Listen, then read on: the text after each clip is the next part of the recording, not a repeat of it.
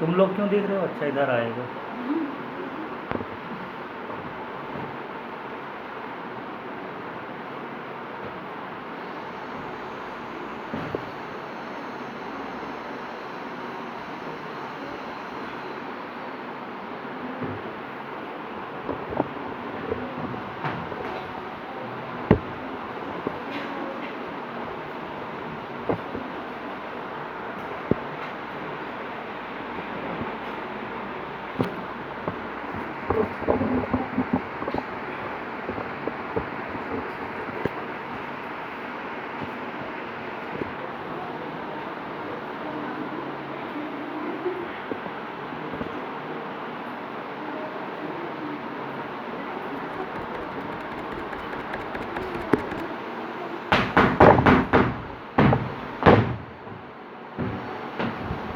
चलेगा ना?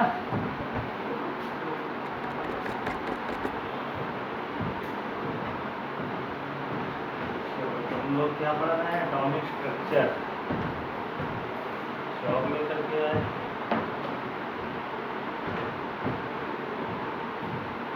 ये बंद कर दो। एटॉमिक स्ट्रक्चर और एटॉमिक स्ट्रक्चर का आज का लेक्चर बहुत इम्पोर्टेंट है। एटॉमिक स्ट्रक्चर आज का लेक्चर काफ़ी इम्पोर्टेंट है और इसको अच्छे से पढ़ना है। लास्ट लेक्चर में हम लोगों ने बात की थी रदरफोर्ड एटॉमिक मॉडल, और आपने देखा रदरफोर्ड एटॉमिक मॉडल जो था जिसने न्यूक्लियस की डिस्कवरी की, है ना। उसके बाद में हम लोगों ने number of protons, electrons and neutrons के बारे में स्टडी की, और कुछ जर्नल टर्म्स हम लोगों ने देखे, आइसोटोप, आइसोबास वगैरह। और उसके बाद में मैंने आपको फेलियर ऑफ रदरफोर्ड किस जगह पर फेल हुए थे वो भी मैंने बताया है, according to Maxwell theory. Maxwell sir ने क्या बोला कि any accelerated charge particle emits radiation and lose its energy. Means वो इलेक्ट्रॉन जाकर के न्यूक्लियस में जंप करेगा और एटम क्या हो जाएगा? डिस्ट्रॉय हो जाएगा। यहाँ पर रदरफोर्ड फेल हो गए थे। इसके बाद में नील्स बोर ने अपनी एटॉमिक थ्योरी दी, बोहर्स एटॉमिक थ्योरी। बोहर ने जब अपनी एटॉमिक थ्योरी दी तो इन्होंने सभी का मुंह बंद कर दिया। जितने भी लोगों के दिमाग में क्वेश्चन थे सभी क्वेश्चन का इन्होंने जवाब दिया, ठीक है, और उसको बिल्कुल प्रूफ के साथ में जवाब दिया। हर एक चीज इन्होंने प्रूव कर दी। तो फर्स्ट इनका जो था बोहर्स एटॉमिक थ्योरी, जो पहला इनका पोस्टुलेट था वो क्या था? Atom has a centre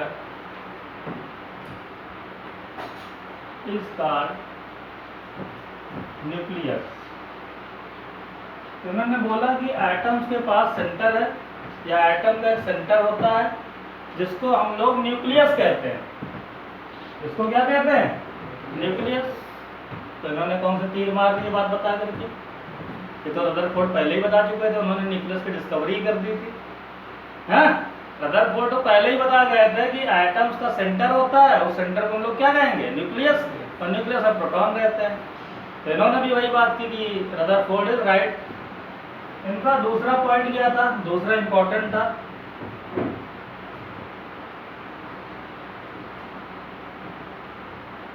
electron revolves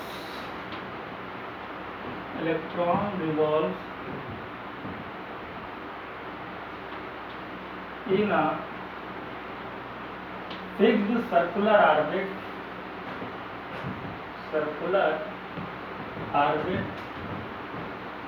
with fixed velocity and energy। ये इनका सेकंड पॉइंट बहुत इंपॉर्टेंट था जो इन्होंने बताया। मोस्ट इंपॉर्टेंट पॉइंट है, इस पर टिक करना। इन्होंने क्या बोला? Electron revolves in a fixed circular orbit. Electron जो होगा जो रिवॉल्व करता है उसकी ऑर्बिट ऑर्बिट में बोलूं या फिर सेल बोलूं, बात एक ही है। ऑर्बिट बोले हम या फिर सेल बोले, ठीक है।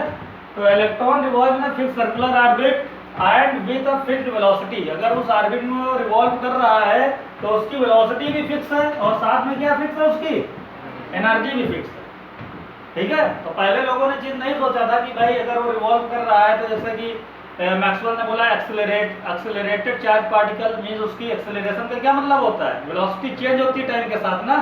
तो उन्होंने बोला अगर उसकी वेलोसिटी फिक्स कर दी जाए और अगर उसका ऑर्बिट क्या है, फिक्स है, तो वहां पर उसकी वेलोसिटी भी फिक्स होगी, एनर्जी भी फिक्स होगी, इसलिए वो इलेक्ट्रॉन जंप नहीं करता है, ऐसा इनका कहना था। थर्ड पॉइंट इन्होंने क्या किया, थर्ड पॉइंट जो इन्होंने बताया, ये बहुत इंपॉर्टेंट थ्योरी दे दी उसी के लिए, ठीक है। इन्होंने एक अपनी थ्योरी दे दी, इसको बोलते हैं क्वांटाइजेशन। Quantization theory. इसका तीसरा पॉइंट जो था जिसको इन्होंने, ठीक है, एक अपनी थ्योरी दी क्वांटाइजेशन थ्योरी, और इसी से इन्होंने ये चीज प्रूव कर दिया। क्या बताया इन्होंने,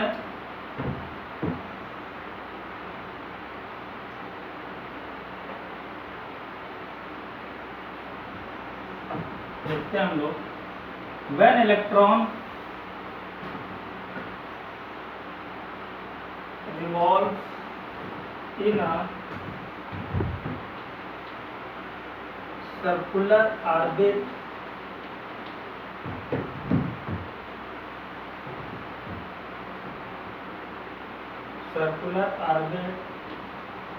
the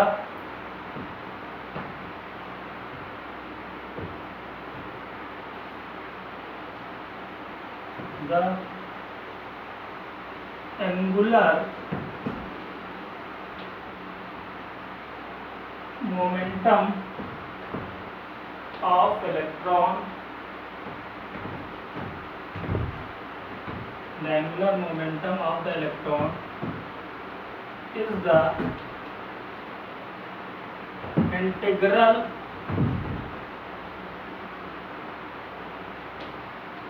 multiple of h upon 2 pi, integral multiple of h upon 2 pi।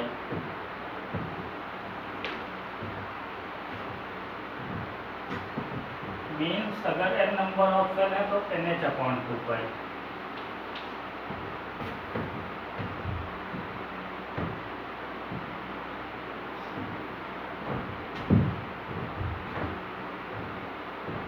तो इनका जो पॉइंट नंबर थर्ड था, इन्होंने क्वांटाइजेशन थ्योरी दे दी और इन्होंने इस थ्योरी के अकॉर्डिंग बता दिया कि अगर इलेक्ट्रॉन जो है वो हमारे का सर्कुलर ऑर्बिट पर मूव कर रहा है, ठीक है, when electron revolve circular orbit, ठीक है, देन द एंगुलर मोमेंटम मतलब L, एंगुलर मोमेंटम हम लोग L से डिनोट करेंगे। Angular momentum L of electron is the integral multiple of upon h upon 2 पाई, ठीक है, इसके इंटीग्रल मल्टीपल में होगा।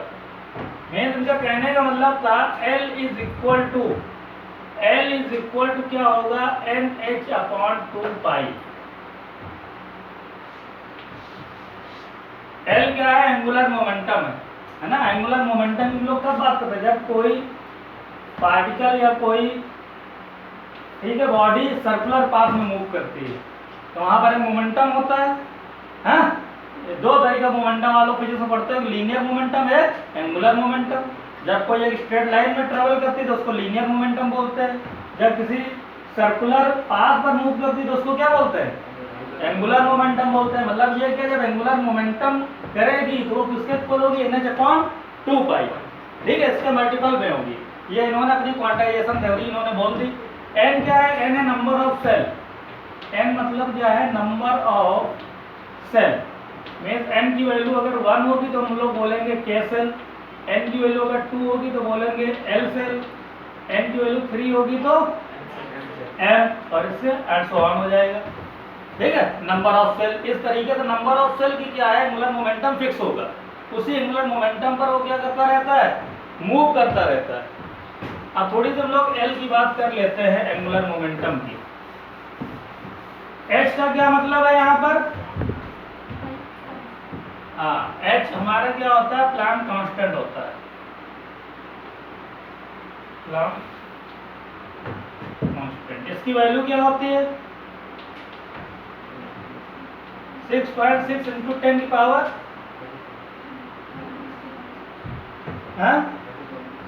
माइनस की प्लस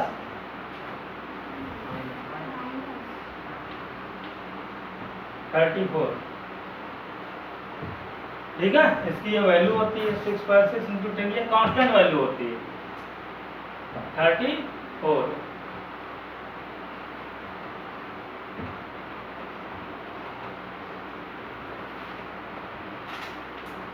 देखो थोड़ी सी हम बात करते हैं एंगुलर मोमेंटम की। एंगुलर मोमेंटम होता क्या है, एंगुलर मोमेंटम होता क्या है इसकी बात करते हैं। तो एंगुलर मोमेंटम जो है वो वेक्टर क्वांटिटी, फिजिक्स पढ़ रहे हो नहीं, वेक्टर वगैरह पढ़े हो ना, वेक्टर पढ़े हो। तो एंगुलर मोमेंटम क्या है, वेक्टर क्वांटिटी है। तो वेक्टर क्वांटिटी है तो अगर ये इलेक्ट्रॉन यहाँ पर क्या कर रहा है, मूव कर रहा है, तो इलेक्ट्रॉन की एक अपनी वेलोसिटी होगी, ठीक है, उसी वेलोसिटी से मूव कर रहा होगा।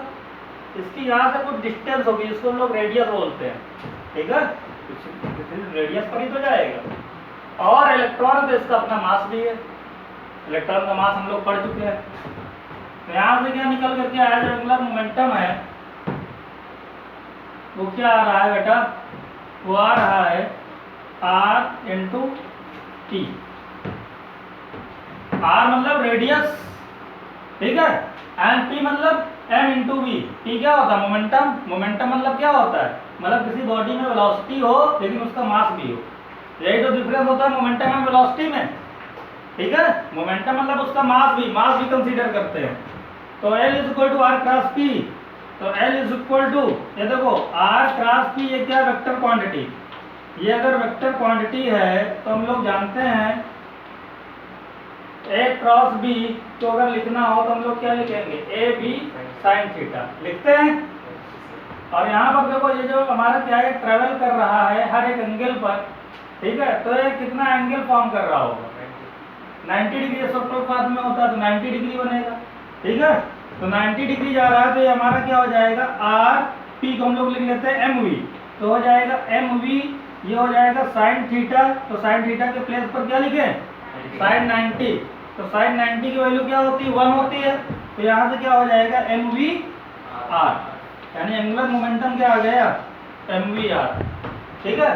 तो इसके स्क्वायर में कर दो तो क्या हो जाएगा आपका, m v r is equal to n h upon 2 pi. ये था बोहर का क्वांटाइजेशन थ्योरी।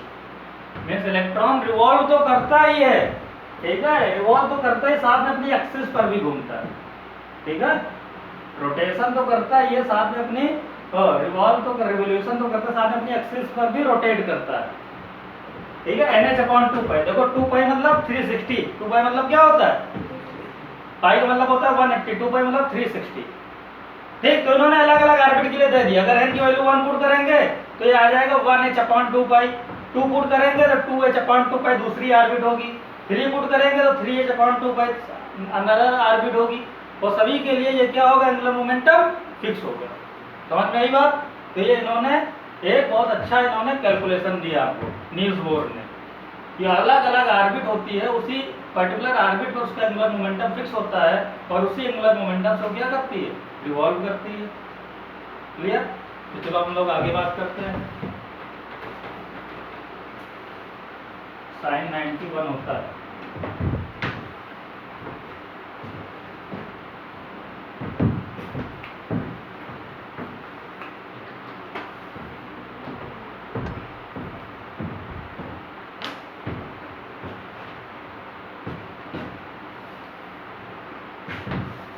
समझ में आ रहा है कि नहीं आ रहा, हाँ नहीं आ रहा, क्यों नहीं आ रहा, इतने सीधे नहीं बना जितने दिखते हो यार, समझे।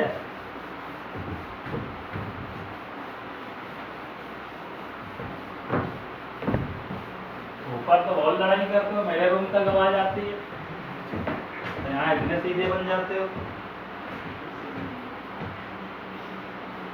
अब हम लोग बात करते हैं इनके पॉइंट नंबर 4। पॉइंट नंबर 4 क्या बोला इन्होंने,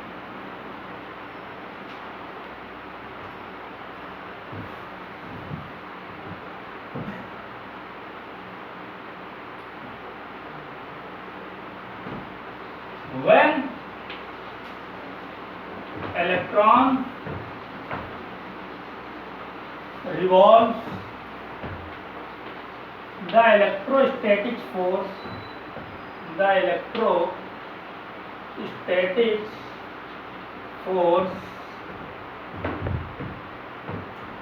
between the nucleus and electron produces centripetal force.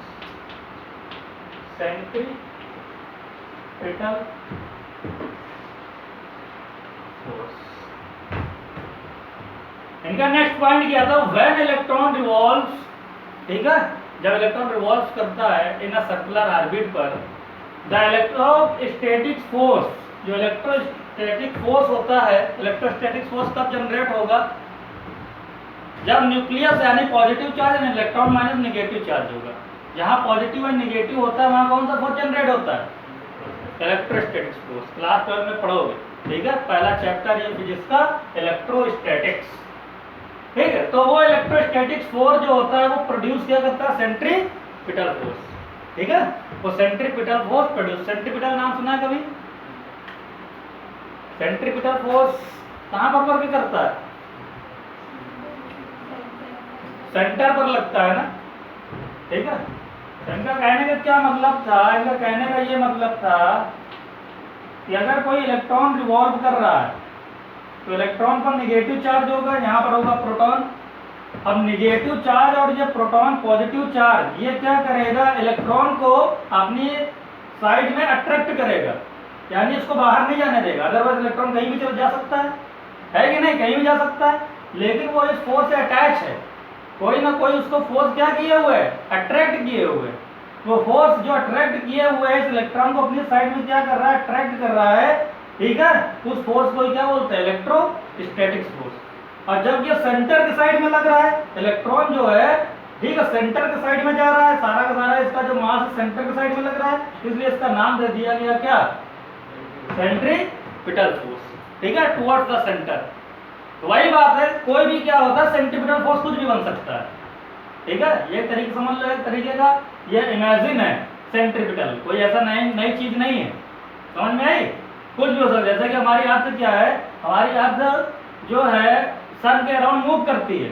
क्यों मूव करती है, क्योंकि सन में ग्रेविटी होती है, हाँ, फिजिक्स पढ़ते हो ना, तो ग्रेविटी होती है, तो वहां पर जो फोर्स लगता है उसको क्या बोलते हैं, ग्रेविटेशनल फोर्स। लेकिन वो ग्रेविटेशनल फोर्स जो सन जो आप मूव कर रही है सन के सेंटर के साइड में वर्क कर रहे हैं, तो इसलिए उस ग्रेविटेशनल फोर्स को हम लोग किसमें कन्वर्ट कर देते हैं, सेंट्रीपिटल फोर्स। मतलब कोई फोर्स सेंट्रीपिटल फोर्स में कन्वर्ट हो सकता है जब वो फोर्स उसकी सेंटर के साइड में लाई करने लगेगा। समझ में आई बात? तो इलेक्ट्रोस्टैटिक फोर्स जो होता है ये किसके इक्वल हो जाता है, सेंट्रीपिटल फोर्स के इक्वल हो जाता है, ऐसा न्यूज बोर्ड ने बताया। और इलेक्ट्रोस्टैटिक फोर्स होता क्या है, यानी इन्होंने बोला जो इलेक्ट्रोस्टैटिक फोर्स होगा वो इक्वल होगा सेंट्रीपिटल फोर्स के। सेंट्रीपिटल, एफई मतलब इलेक्ट्रोस्टैटिक, एफई मतलब सेंट्रीपिटल, इसके इक्वल होगा। और ये इलेक्ट्रोस्टैटिक फोर्स होता क्या है, इलेक्ट्रोस्टैटिक फोर्स यहाँ कोई डेरिवेशन नहीं करनी है, क्योंकि मैं आपको इलेक्ट्रोस्टैटिक फिजिक्स नहीं पढ़ा रहा हूँ, बस आप ये याद रखो फोर्स होता क्या है। तो फोर्स जो होता है जब हम लोग ड्राइव करेंगे क्लास 12 चैप्टर नंबर 1 में, तो ये आता है 4 pi epsilon not Q1 into Q2 by R square.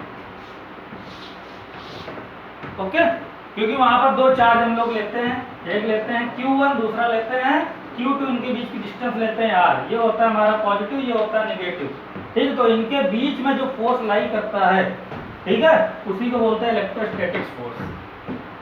ये कांस्टेंट है, इसको परमिएबिलिटी बोलते हैं। इसकी वैल्यू होती है 9 × 10⁹ न्यूटन पर मीटर स्क्वायर समथिंग, ठीक है। इसकी भी वैल्यू होती है, पाई की भी वैल्यू होती है, जानते हो कांस्टेंट है कि नहीं, ठीक। और बाकी वैल्यू अगर हमको मिल जाएगी तो हम लोग पुट कर देंगे। तो ये हमारा हो जाता है इलेक्ट्रोस्टैटिक फोर्स। सेंट्रीपिटल फोर्स क्या होता है, सेंट्रीपिटल फोर्स भी आप लोग कैलकुलेट करोगे तो सेंट्रीपिटल फोर्स जो होता है Fc, याद रखना ये होता है mv²/r।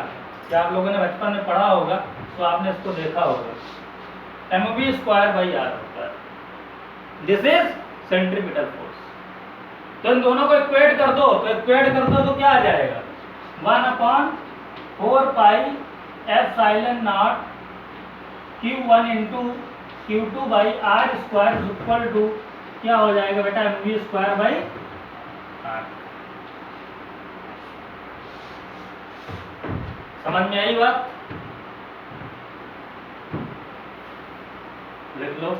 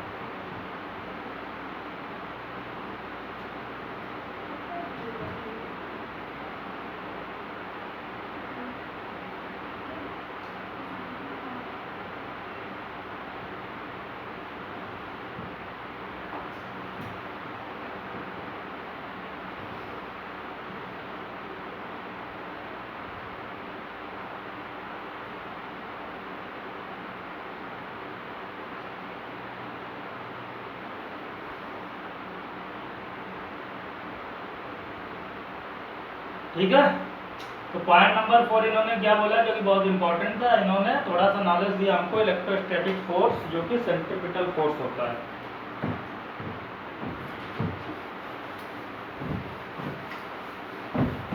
ये सभी को पॉइंट पता होने चाहिए, रट्टा नहीं मारना है, ठीक है ना? आप लोग रट्टा मारने लगते हो बैठ करके ही हिल करके। समझना है क्या है थ्योरी, तभी फीलिंग जगेगी। अब ये क्या है जो आपका ये Q1 Q2, ये तो मैंने उस खेल की बात कर ली, उस जगह की बात कर ली जब हम वहाँ पर इलेक्ट्रिसिटी की बात करते हैं। Q मतलब चार्ज, ये चार्ज कहाँ के लिए है? जब करंट की बात करते हैं। हम लोग का जो पूरी स्टडी चल रही है इलेक्ट्रॉन पर चल रही है, इलेक्ट्रॉन एंड प्रोटॉन पर। तो इस चार्ज को इलेक्ट्रॉन प्रोटॉन के टर्म में हम लोग कन्वर्ट करें, इलेक्ट्रॉन एंड प्रोटॉन के टर्म में इसको जरा कन्वर्ट करें, तो यहाँ से अगर हम लोग थोड़ा सा चेंज करेंगे,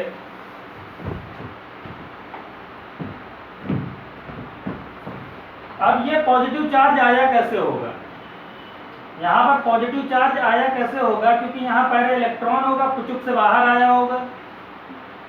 जब वो इलेक्ट्रॉन बाहर आया तब यहाँ पर पॉजिटिव चार्ज आया, इलेक्ट्रॉन बाहर आता चला गया, ठीक है? इलेक्ट्रॉन बाहर आता चला गया, पॉजिटिव चार्ज बढ़ता चला गया। अब ये जो इलेक्ट्रॉन आया, हम लोग एक वर्ड पढ़ते हैं, यहाँ पर हम लोग पढ़ चुके हैं एक वर्ड, ठीक है? जो न्यूक्लियस में जो चार्ज होता है वही क्या होता है? एटॉमिक नंबर, यानी नंबर ऑफ प्रोटॉन्स क्या होते हैं? एटॉमिक नंबर होते हैं। यानी कि ये जो है इलेक्ट्रॉन यहाँ बाहर आ रहा है, ठीक है? यानी ये क्या इसके एटॉमिक नंबर को डिनोट कर रहा है। तो इसके लिए हम लोग एक वर्ड लिखेंगे Z फॉर एटॉमिक नंबर, और बाहर क्या हमारा आ रहा है? ये आ रहा है इलेक्ट्रॉन, ठीक है? इसी की टर्म में लिखेंगे। तो इसको हम लोग लिखते हैं ZE, ठीक है? तो ये हमारा क्या हो गया? ZE हो गया प्रोटॉन। प्रोटॉन को हमने E के टर्म में लिखा है, इस प्रोटॉन को हमने E के टर्म में लिखा है, ZE हो गया हमारा प्रोटॉन। तो यहां से फिर अगर मैं देखूं तो ये हो गया इलेक्ट्रॉन आपका, ये हो गया आपका प्रोटॉन जिसको Ze बोल रहे हैं। इलेक्ट्रॉन पर नेगेटिव चार्ज, यहाँ पर पॉजिटिव चार्ज, और इनके बीच की डिस्टेंस हो गई R। समझे?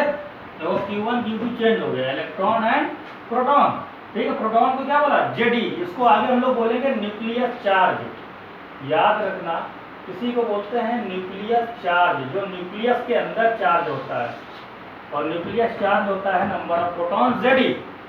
तो यहाँ से हम लोग अगर एक ये डेरिवेशन देखें तो क्या आ जाएगी? तो जो फोर्स आ जाएगा हमारा इलेक्ट्रोस्टैटिक फोर्स, वो आ जाएगा 1/4 pi epsilon not, 1/4 pi epsilon not. अब Q1 Q2 की जगह क्या हो जाएगा? E into ZE divide by r square.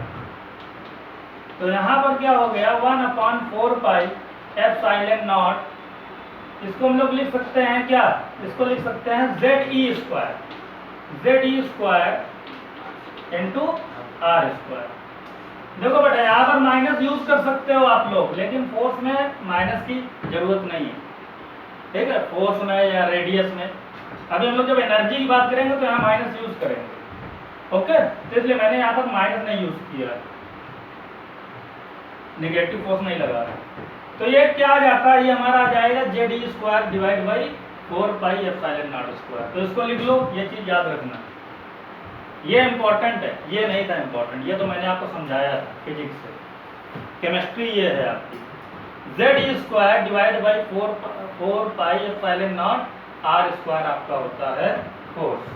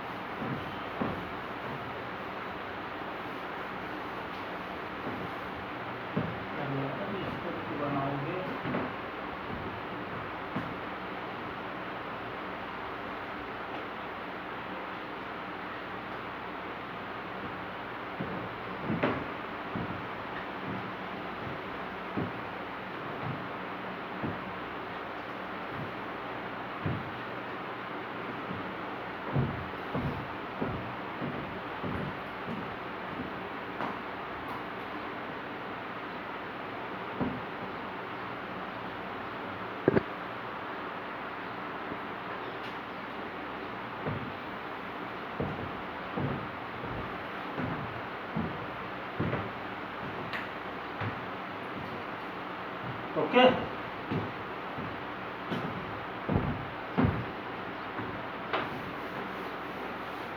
Expression दिमाग में रखना।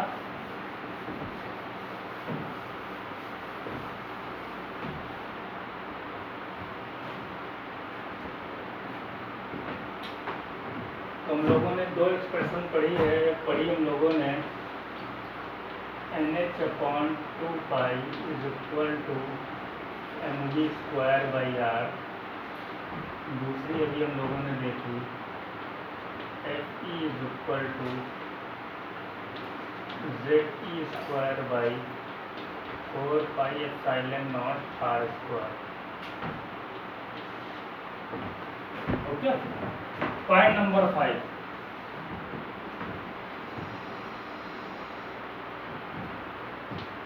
when electron revolves in a particular orbit या फिर से particular orbit, it NEIGSTER it neither gain or lose energy.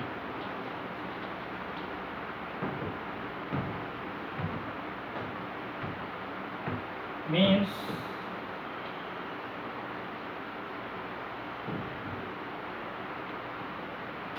energy of orbit is fixed. Energy of orbit is fixed.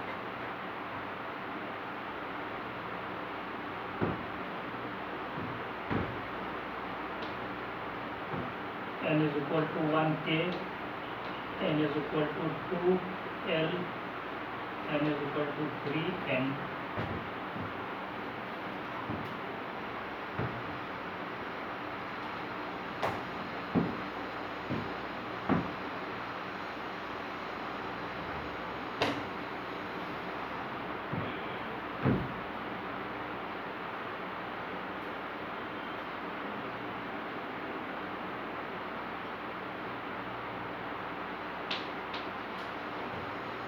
Cell है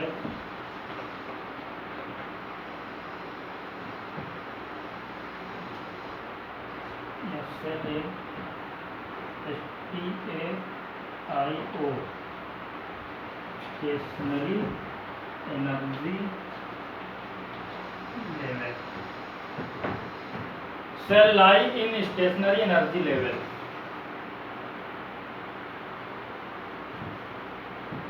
cell lie in stationary energy level.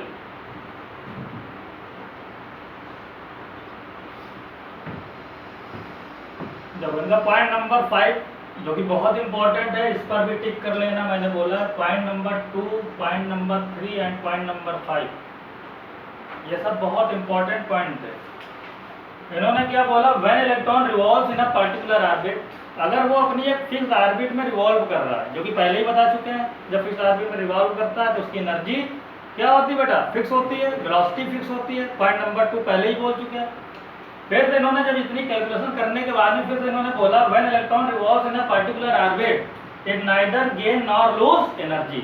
अब वो move कर रहा है, वो ना तो वो बाहर से कोई एनर्जी लेगा, गेन करेगा, ना तो अपनी एनर्जी लूज करेगा। यानी हमेशा वो क्या करता रहेगा, रिवॉल्व करता रहेगा। यानी मैक्सवेल ने बोला था इलेक्ट्रॉन की एक टाइम ऐसा आएगा कि एनर्जी लूज हो जाएगी, ठीक है, और वो क्या कर जाएगा, जंप कर जाएगा।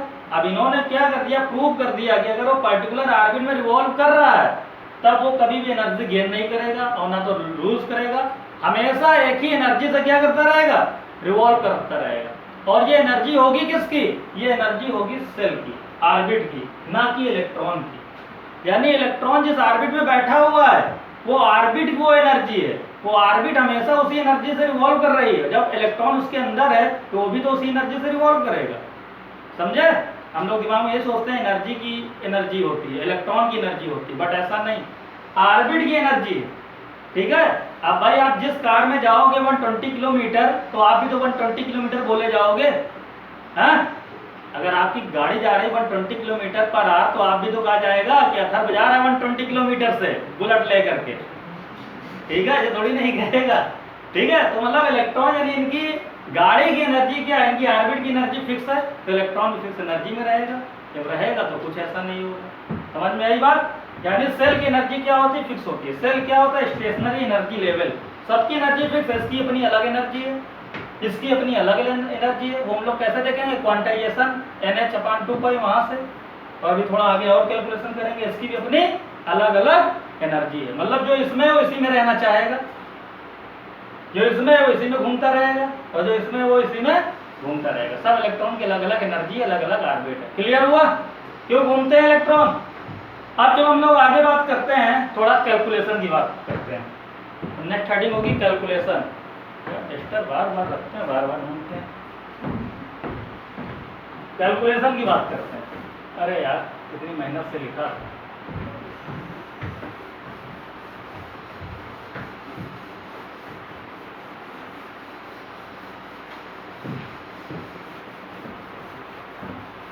बहुत अच्छे से कैलकुलेशन देखना बेटा, भूलोगे नहीं, वरना आप लोग रट्टा मारने की कोशिश करोगे तो समझ में नहीं आएगा। हम आपको ट्रिक बताएंगे, फिर उस ट्रिक को आखिरी में याद रखना, बस वहीं से आपके क्वेश्चन हो जाएंगे। नीट के तो ऐसे ही क्वेश्चन हो जाएंगे डायरेक्ट, उनको तो कैलकुलेशन की नहीं ज़रूरत है, लेकिन हम लोग करेंगे क्योंकि बोर्ड में भी है।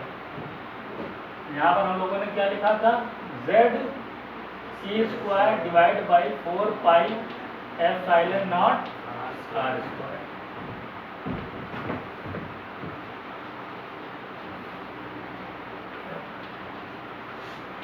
फर्स्ट कैलकुलेशन जो हम लोग करने वाले हैं वो करने वाले हैं रेडियस। रेडियस कितनी डिस्टेंस पर वो इलेक्ट्रॉन होगा ऑर्बिट से, उस रेडियस की हम लोग बात करेंगे। तो रेडियस के लिए NH/2π, पहली वाली इक्वेशन लिख लो, mv² r, इसको बोल दो equation number first. Now second equation हम लोग लिख लेंगे Fe = या जो Fe है इसको सेंट्रीपिटल फोर्स में कन्वर्ट करके लिखते हैं। ये तो इलेक्ट्रोस्टैटिक्स फोर्स था, अभी हम लोगों ने इसको रिलेट किया था सेंट्रीपिटल फोर्स से। ये यार गलत लिखा हुआ है ना ऊपर, बोले भी नहीं तुम लोग, ऊपर ऐसा होता है क्या, ये mvr होता है। वाह मेरे लाल,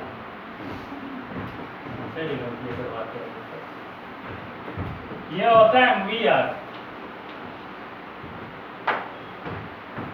और यहाँ क्या हो जाएगा, यहाँ सेकंड वाला लिख लो, इसीलिए मैंने साइड में लिख दिया। इसको इस साइड में लिखो क्योंकि MVR एक साइड में रहेगा तो अच्छा लगेगा। ये हो जाएगा ZE² / 4 pi epsilon not R square equal to क्या हो जाएगा MV² / इक्वेशन नंबर 2 लेट कर दो। इक्वेशन नंबर 2, अब देखो हमको यहाँ से R की वैल्यू निकालनी है। मान लो ये Rn है, Rn निकालना है, ये भी हमारा Rn, तो बाद हम लोग लास्ट में लिख लेंगे एक साथ Rn। R की वैल्यू कैलकुलेट करनी है, सही से देखना बोर्ड पर, लिखने के चक्कर में रहोगे तो समझ में नहीं आएगा। तो यहाँ से क्या करें, इस इक्वेशन को क्या करते हैं, स्क्वायर करते हैं, क्योंकि यहाँ पर देखो V² में है, V² में है, तो इसको क्या करते हैं भाई, V को हमको थोड़ा कैंसिल करना है क्योंकि वेलोसिटी निकालनी नहीं, तो क्या करते हैं इसको हम लोग स्क्वायर कर देते हैं। तो इक्वेशन नंबर 1 को हमने क्या कर दिया, स्क्वायर कर दिया। अब स्क्वायर करने के बाद में इसको डिवाइड कर दो, किसी से भी डिवाइड कर दो, सेकंड को फर्स्ट से कर दो, फर्स्ट को सेकंड से कर दो। हम लोग चलो फर्स्ट को सेकंड से डिवाइड कर देते हैं थोड़ा। तो equation number 1 divide by second, तो देखो इसको स्क्वायर के साथ में डिवाइड करना है, तो बोलो आप लोग क्या होगा, ये n² h² divide by 4 pi²। इसको इससे डिवाइड किया गया है, ये इसके नीचे आएगा, तो यहाँ पर भी ये चीज ऊपर आ जाएगा, ये ऊपर आ जाएगा, तो ये क्या हो जाएगा हमारा, ये हो जाएगा 4 pi epsilon not R² divide में क्या हो जाएगा ZE² इज इक्वल टू, इधर भी वही चीज कर लो, ये क्या हो जाएगा M² V² R² divide by MV², ये भी ऊपर आ जाएगा, क्या हो जाएगा R। अब देखो क्या क्या कैंसिल हो रहा है यहाँ से, हाँ तो यहाँ देखो 4 पाई से 4 पाई गया, लेकिन एक पाई यहाँ पर रह गया। हाँ, इस R² से ये R² चला गया, ये M गया, बट एक M और है यहाँ पर, V से तो V चला गया पूरा का पूरा। और कुछ जा रहा है क्या, n² h² तो है,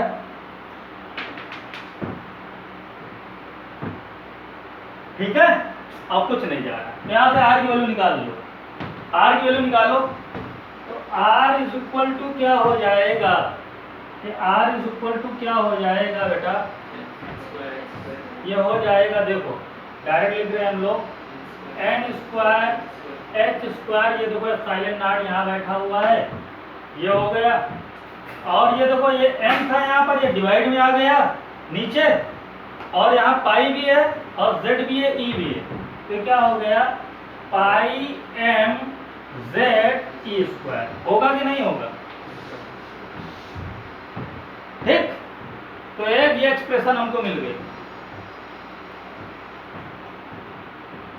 समझ में आई एक्सप्रेशन, ठीक है, बहुत इजी है, कुछ नहीं करना था इसमें, केवल इसका स्क्वायर करके डिवाइड कर देना था, ठीक है। ये जो इक्वेशन मैंने आपको लर्न करा दी, तो बहुत easy, R is equal to n² h² epsilon not divide by pi m ZE² हो जाएगा।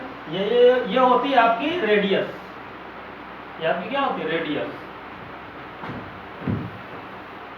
अब देखो यहाँ पर हम इसको थोड़ा सा और थोड़ा इसको हम लोग इजी करते हैं।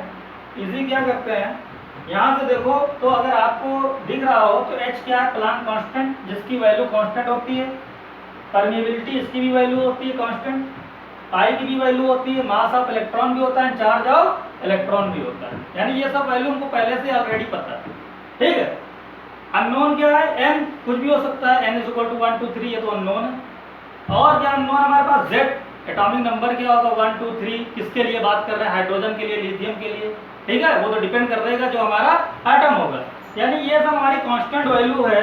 तो यहाँ से इसको थोड़ा सा प्यार से हम लोग और लिखें, तो क्या लिखेंगे, h² epsilon not divide by pi m E², इसको अलग कर लें, और ये वाली वैल्यू n² बाई z को अलग कर लेते हैं, ठीक है, इसको हम लोग अलग कर लेते हैं।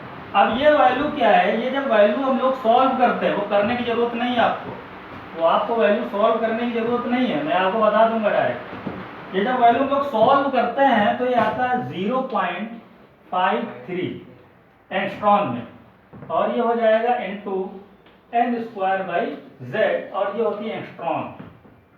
तो Rn की ये वैल्यू आती है और यहीं से क्वेश्चन बनते हैं, ठीक है। या जेई वगैरह कभी पूछेगा तो बहुत ज्यादा दिमाग लगाएगा, तब आपको ये वाली इक्वेशन याद करनी पड़ेगी, ठीक है।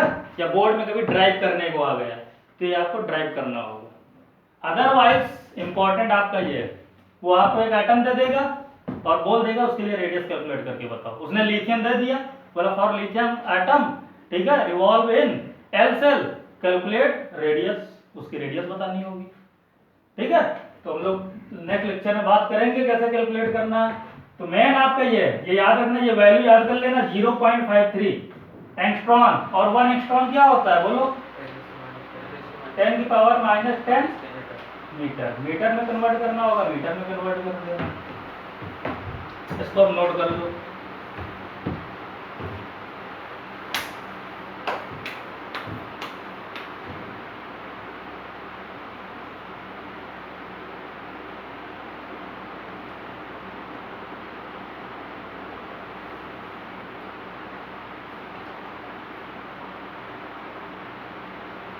ठीक है, फिर हम लोग नेक्स्ट लेक्चर में मिलते हैं।